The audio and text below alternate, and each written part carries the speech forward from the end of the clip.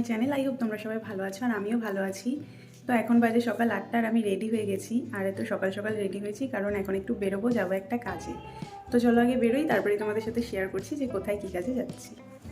তো এই যে আমি বেরিয়ে পড়েছি আর দেখো বাইরে এখনও বেশ কুয়াশা রয়েছে, যদিও ক্যামেরায় অতটা বোঝা যাচ্ছে না, আর প্রচণ্ড ঠান্ডা। 8টার সময় একবার বেরিয়েছিলাম আমি, তখন বাইরে দেখি চারিদিকে কুয়াশায় পুরো সাদা হয়ে আছে, কিচ্ছু দেখা যাচ্ছে না। তো অত কুয়াশার মধ্যে তো আর যাওয়া যাবে না, সেই জন্য একটু লেট করে 8:30টার দিকে বেরোলাম। আর এই ঠান্ডার মধ্যে এত সকাল সকাল রেডি হয়ে আমি যাচ্ছি হলো আমার এক ক্লায়েন্টের বাড়িতে। অ্যাকচুয়ালি আজকে আমার একটা হেয়ার স্টাইলিংয়ের বুকিং ছিল, তো সেই ক্লায়েন্টের বাড়িতেই যাচ্ছি।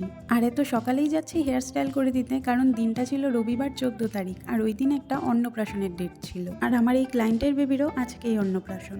অনুষ্ঠানটা দিনের বেলাতেই ছিল, সেই জন্য আমাকে বলেছিল আমি যাতে 8:30টার মধ্যে পৌঁছে গিয়ে তাড়াতাড়ি হেয়ার স্টাইলটা করে দিই। এই জন্যই আমার এত সকালে উঠে বেরোনো, নয়তো এই শীতের দিনে এত সকালে ঘুম থেকে ওঠার কোনো ইচ্ছেই আমার নেই। তাছাড়া আজকে আমারও একটা অন্নপ্রাশনের ইনভিটেশন আছে, তো সেখানেও যেতে হবে, আর ওই প্রোগ্রামটাও দিনের বেলাতেই। তো কিছুটা হেঁটে তারপরে টোটোতে উঠে পড়লাম। তো চলো এখন যাওয়া যাক।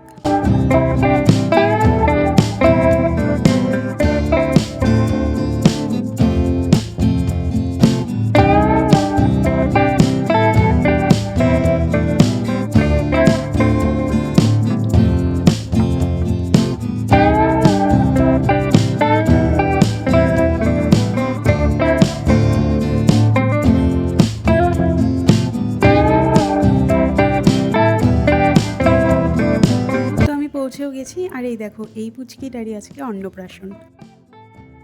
এদিকে আমি ক্রিম পাটটা গরম হতে বসিয়ে দিয়েছি, তারপরে আমাকে কফি দিয়ে গেছিলো, তো কফিটা খেয়ে তারপরে এই যে দেখো আমার হেয়ার স্টাইলটাও কমপ্লিট হয়ে গেছে। তো সেই সময় কোনো ক্লিপ নেওয়া হয়নি, সেই জন্য একবারেই দেখাচ্ছি। আর উনি এরকমই সিম্পল বেসিক হেয়ার স্টাইল চেয়েছিল, তো ওরকমই করে দিয়েছি। আর আমার কাজ হয়ে গেছে, তারপরে আমি বেরিয়ে গেলাম বাড়ি যাওয়ার জন্য। তো চলে এসেছি আমি এই বাড়িতে, কারণ প্রীতম আমাকে নিতে আসবে, তো ওর একটু লেট হবে। আর যেখানে কাজে গিয়েছি সেখান থেকে আমার এই বাড়ি মাত্র 5 মিনিটের রাস্তা, বেশি দূর না। তাছাড়া এখান থেকে আমার কয়েকটা জিনিসও নেওয়ার আছে, সেগুলোও নিতে হবে। আর এখন প্রচণ্ড আমার ঘুম পাচ্ছে, কারণ ঘুম কমপ্লিট হয়নি। আর বাড়িতে গিয়ে আবার তাড়াতাড়ি কাজ কমপ্লিট করে তারপরে আবার রেডিও হতে হবে, কারণ ইনভিটেশন আছে দুপুরবেলায় যেহেতু। তো চলো প্রীতম আসলে তারপরে চলে যাব। তো প্রীতম আসার পর বেরিয়ে পড়লাম বাড়ি যাওয়ার জন্য। আর এখন প্রায় 10:30টার মতো বাজে। আর যাওয়ার পথে এখান থেকে নিয়ে নিলাম পুরি তরকারি, কারণ গিয়ে আর রান্নাবান্না করবো না, তো এটাই এখন খেয়ে নেব। বাড়িতে চলে এসেছি, এখন তাড়াতাড়ি ব্রেকফাস্ট করবো। ব্রেকফাস্ট করে তারপরে ঘরের যা যা কাজকর্ম আছে সেগুলো সেরে স্নান করে একেবারে রেডি হয়ে তারপরে তোমাদের সাথে দেখা করছি। তো এখন 3:30টা বাজে, আর আমরা দুজনেই রেডি হয়ে গেছি। আর ওই দিক থেকে দিদি, সৈকত দামা ওরাও যাবে, তো ওরা অলরেডি বেরিয়ে পড়েছে। চলো এখন আমরাও বেরোবো।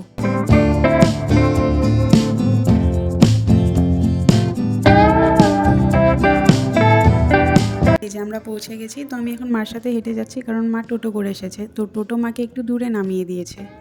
তো ওখানেই মা আমার জন্য দাঁড়িয়েছিল। তো প্রীতম গাড়ি নিয়ে চলে গেল আগে, আর আমি আর মা হেঁটে হেঁটে যাচ্ছি।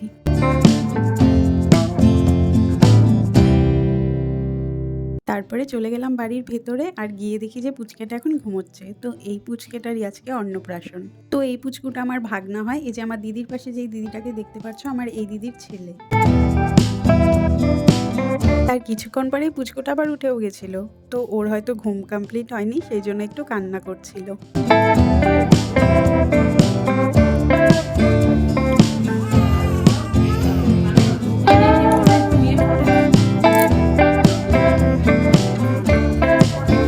তারপরে বসে পড়েছি খেতে। তো খাওয়া দাওয়া করে বেরিয়ে গেলাম বাড়ি যাওয়ার জন্য। তো প্রীতম আর সৈকতদা চলে গেছে, আর আমরা 3জন একসাথে যাচ্ছি। টোটো করেই যাব আমরা, তবে বাড়ির সামনে থেকে টোটো পাওয়া যায় না, সেই জন্য একটু হেঁটে তারপরে টোটোতে উঠতে হবে।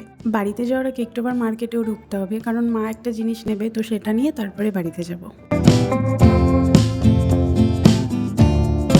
তারপরে চলে আসলাম মার্কেটে। তো মা রুটি ভাজার তাওয়া নেবে, ওই কারণেই মার্কেটে আসা, সেই জন্য সোজা ওই দোকানগুলোর দিকেই যাচ্ছি। তো এই যে এখান থেকে মা এই তাওয়াটা নিয়ে নিল, আর আসার পথে আবার চালের গুঁড়োও নিয়ে নিল, কারণ পরের দিনই আবার পৌষ পার্বণ ছিল।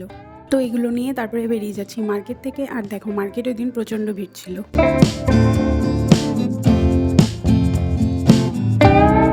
তো মার্কেট থেকে বেরিয়ে টোটোতে উঠে পড়েছি, এখন যাচ্ছি বাড়িতে। আর চলো এই ভিডিওটাকে এখানেই শেষ করছি। ভিডিওটা ভালো লাগলে লাইক কমেন্ট করো, আর প্লিজ চ্যানেলটা সাবস্ক্রাইব করে দিও।